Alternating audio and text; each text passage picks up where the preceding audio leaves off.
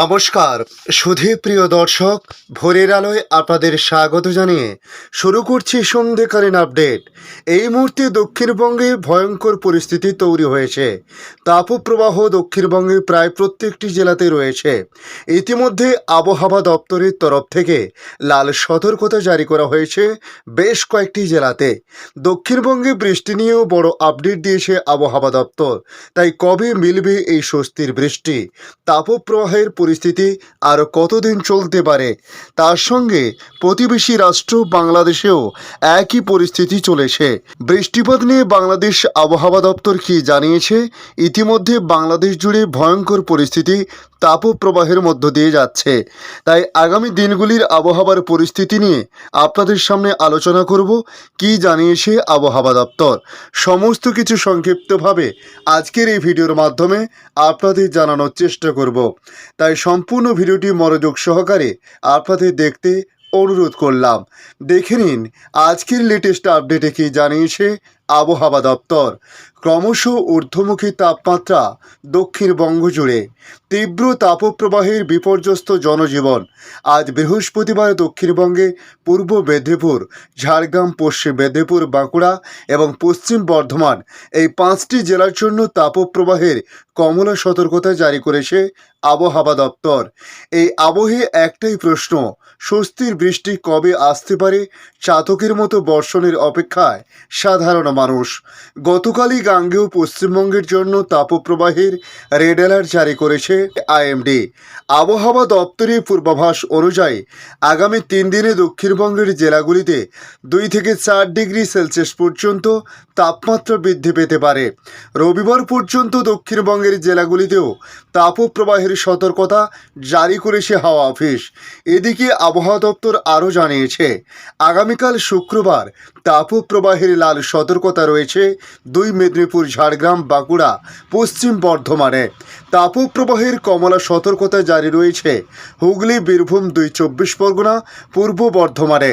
তবে আগামীকাল শুক্রবার থেকে সোমবার পর্যন্ত উত্তর 24 পরগনা, দক্ষিণ 24 পরগনা, পূর্ব মেদিনীপুর, হুগলি, ঝাড়গ্রাম, পশ্চিম মেদিনীপুর, বাঁকুড়া, পশ্চিম বর্ধমান, পূর্ব বর্ধমান এবং বীরভূমের অধিকাংশ এলাকাতে তাপপ্রবাহের সতর্কতা জারি করা হয়েছে।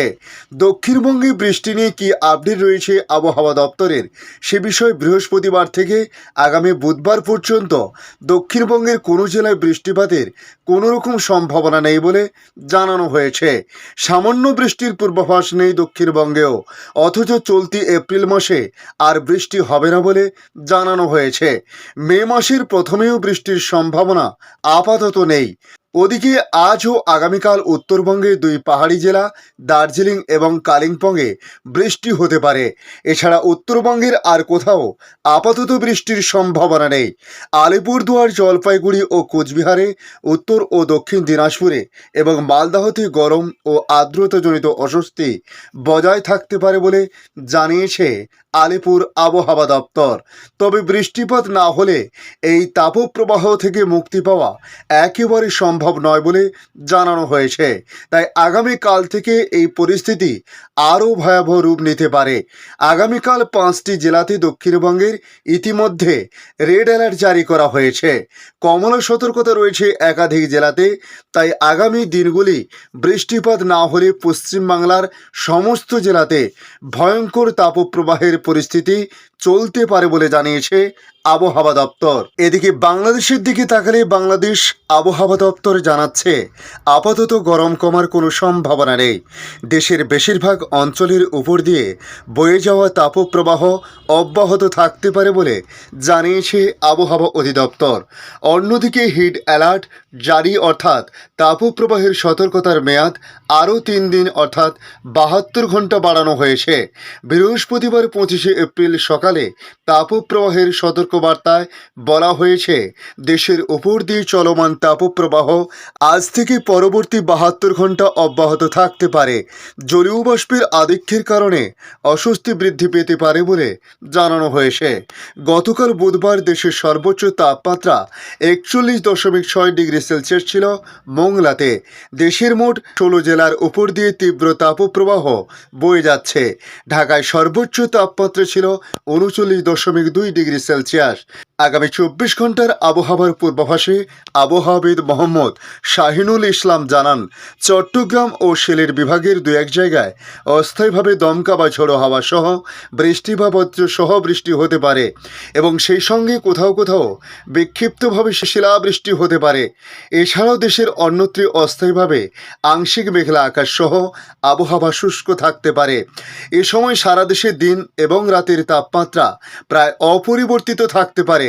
জলীয় বাষ্পের আধিক্যের কারণে অস্বস্তি ভাব বিরাজ করতে পারে বলেও জানান তিনি আরও জানান, খুলনা বিভাগ সহ দিনাজপুর, নীলফামারী, রাজশাহী, পাবনা, ফরিদপুর ও গোপালগঞ্জ জেলার উপর দিয়ে তীব্র তাপপ্রবাহ বয়ে যাচ্ছে।